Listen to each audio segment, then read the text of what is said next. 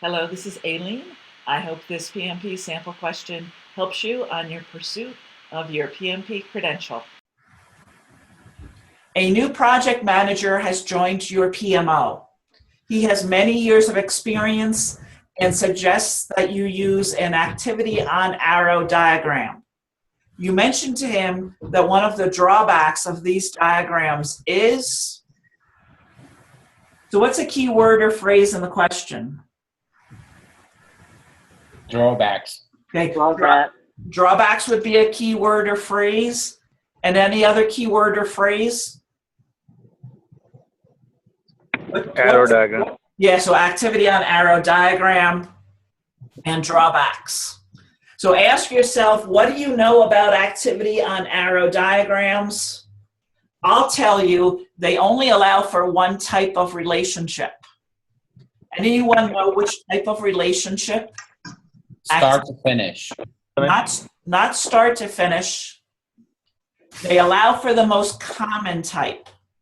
Finish to start. Okay, great. So they allow for finish to start relationships and only finish to start relationships. Activity on arrow diagrams relate to the history of our profession. We don't see many organizations using them today. The primary reason most organizations don't use them today is because they only allow for one type of relationship, finish to start.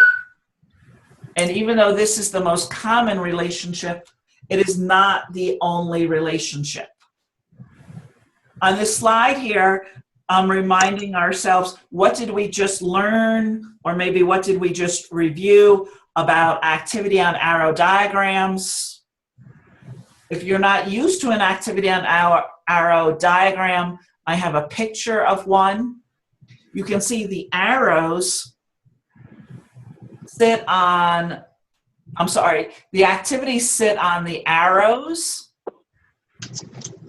And then you can see we have this dotted arrow, and I call that a dummy activity. What do we mean by a dummy activity? What does a dummy activity show us?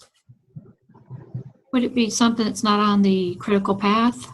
No, so the dummy activity doesn't necessarily relate to on or off the critical path.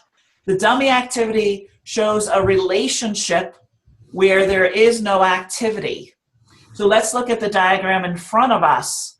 The dummy activity is going from junction 2 to junction 3.